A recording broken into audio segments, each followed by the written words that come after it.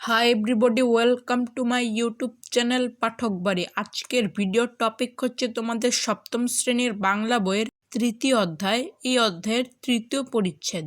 So আজকে আমরা এই পরিচ্ছেদের 44 পৃষ্ঠা থেকে 46 পৃষ্ঠা পর্যন্ত আলোচনা করব। সো তোমরা যদি আমাদের ইউটিউব চ্যানেলে নতুন হয়ে থাকো, আমাদের ইউটিউব চ্যানেলটা সাবস্ক্রাইব করবে এবং পাশে থাকা বেল আইকনটি প্রেস করে দিবা।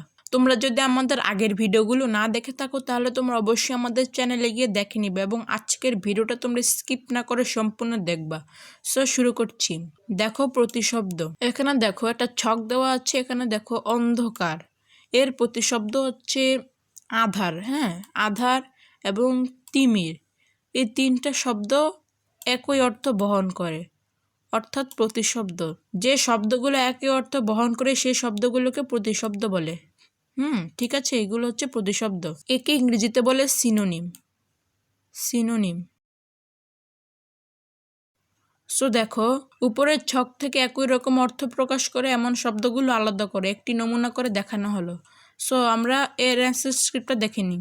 সো দেখো নমুনা উত্তরটা: অন্ধকার, আধার, তিমির, দুঃখ, যন্ত্রণা, কষ্ট, গাছ, তরু, বৃক্ষ, পার, কুল, তীর, বন্ধ, এর প্রতিশব্দ হচ্ছে খারাপ, নিকৃষ্ট, চন্দ্র, চাঁদ, শশী, পাথর, শিলা, প্রস্তর, চুল, চিকুর, আলোক, ঘোড়া, ঘটক, অশ্ব, তরঙ্গ, ঢেউ, উর্মি।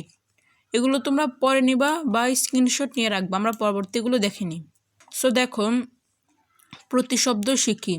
প্রতিশব্দ বলতে বোঝে এমন কিছু শব্দ যেগুলো কাছাকাছি অর্থ প্রকাশ করে। যেমন গাছ শব্দটি কখনো বৃক্ষ, কখনো তরু, কখনো উদ্ভিদ, কখনো লতা, আবার কখনো তৃণ বোঝায়।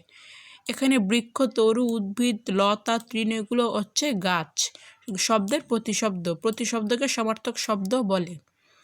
ঠিক আছে, বাক্যে একটি শব্দের বদলে তার প্রতিশব্দ ব্যবহার করা যায়। যেমন ডান দিকে রাস্তা দিয়ে যাও, এখানে এই বাক্যে শব্দের বলা যায় ডান দিকের পথ দিয়ে যাও, তবে প্রতিশব্দ সবসময় বদলযোগ্য হয় না। যেমন কেউ বলতে পারেন ধান গাছে পোকার আক্রমণ হয়েছে, কিন্তু এর বদলে ধান বৃক্ষে পোকার আক্রমণ হয়েছে, এমনটা কেউ বলতে পারে না। সো দেখো, নিচে কিছু শব্দের প্রতিশব্দ দেওয়া হলো। সো দেখো, যেমন অকাল, এর প্রতিশব্দ হচ্ছে অসময়, অবেলা, দুর্দিন, অশুভ সময়, দুঃসময়। অতিথি, মেহমান, অভ্যাগত, আগন্তুক, নিমন্ত্রিত, আমন্ত্রিত, কুটুম। ঠিক আছে, অভাব, অনটন, দারিদ্র, দৈন্য, দীনতা, দুরবস্থা, অসচ্ছলতা। সো তোমরা একইভাবে এগুলো পড়ে নিবা। হ্যাঁ, সো দেখো, প্রতিশব্দ বসিয়ে আবার লিখি। নিচে অনুচ্ছেদটি পড়ো, এরপর এখানকার অন্তত 10টি শব্দের বদল ঘটিয়ে অনুচ্ছেদটি লিখো। সো দেখো, আমরা এর অ্যান্সার স্ক্রিপ্টটা দেখে নিই। সো দেখো নমুনা উত্তর। দেখো এখানে একটি অনুচ্ছেদ দেওয়া আছে, এখানে দেখো রাত যত গভীর হয় ভোর তত নিকটে আসে। এখানে যেগুলো তোমরা লাল দেখতে পাচ্ছ, লাল বর্ণ, সেগুলো হচ্ছে প্রতিশব্দ। ঠিক আছে, এ কথার অর্থ হলো দুর্দশা থেকে শঙ্কা পাওয়ার কিছু নেই। সংকট যেমন আছে তেমনি সেই সংকটের সমাধানের উপায়ও আছে। সো তোমরা এগুলো নোট করে নিতে পারো বা স্ক্রিনশট নিয়ে রাখতে পারো। হ্যাঁ, আমরা পরবর্তীগুলো দেখে নিই।